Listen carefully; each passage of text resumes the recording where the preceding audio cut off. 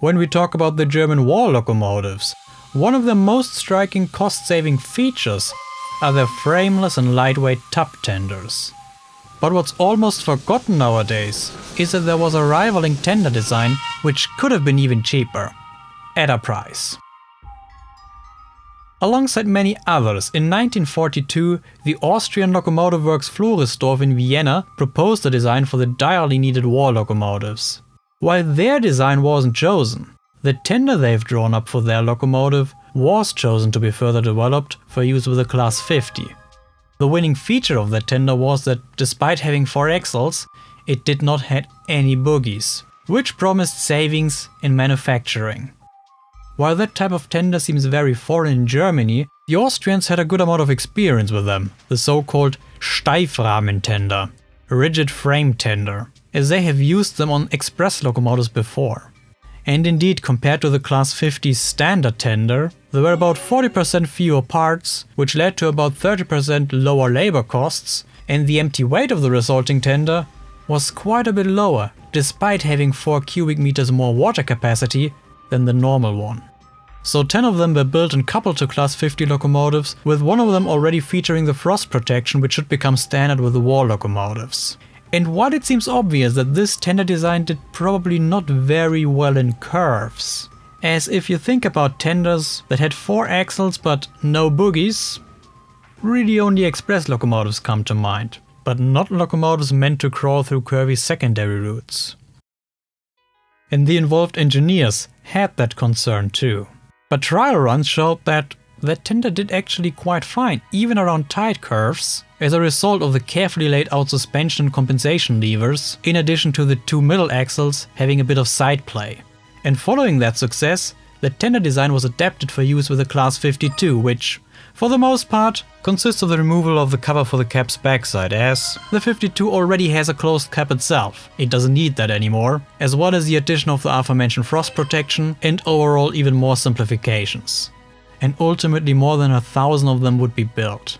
Which might come as a surprise to some of you, considering how little attention that type of tender usually gets these days, but in fact about 1 out of 6 Class 52 locomotives was coupled with that type of tender. However, as the design of the tender currently stands, it was always meant to be just an intermediate solution until drawings for a proper war design were ready, as at that point its empty weight was still about 5 tons heavier than the tub tender eventually would be, despite carrying 2 tons of coal less.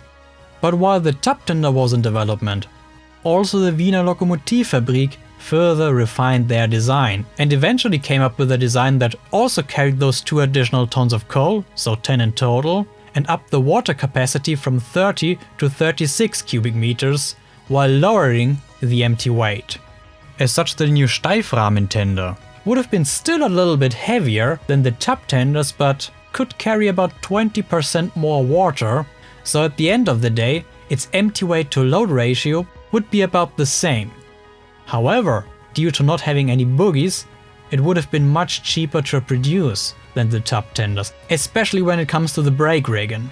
However, that design never even made it to a prototype. It's probably because at that point the first prototypes for the tub tenders were already ready and proved successful during testing, so considering the urgency of a final design to put into production, why look further when you already have something that is absolutely suitable? Plus, the tub tenders were perfect for running tender first, which, for a war locomotive which has to be ready to run pretty much anywhere, that's a pretty important feature. But with a rigid frame tender, I'm more than doubtful that its backwards riding abilities can even compare. And the drawbacks of that design really became obvious after the war. While the running was deemed good enough during the war, it was much inferior compared to the tub tenders, especially tender first. So in particularly in Western Europe, those tenders were withdrawn even quicker than the Class 52 as a whole. And unlike the tub tenders, which the Bundesbahn for example reused for the P8 locomotives, the rigid frame box tenders were not so lucky. Some of them saw a second life in departmental service like tenders often do, and the occasional one could still be seen for many more years, especially in Eastern Europe. and a handful of them are even preserved, despite most of them unfortunately being in very poor condition. If you want to see more about the Class 50 and 52 family, I have a whole playlist about them. And if you want to see more videos in general, then consider becoming a supporter, like these awesome people already did. All links are in the video description. See you in the next one!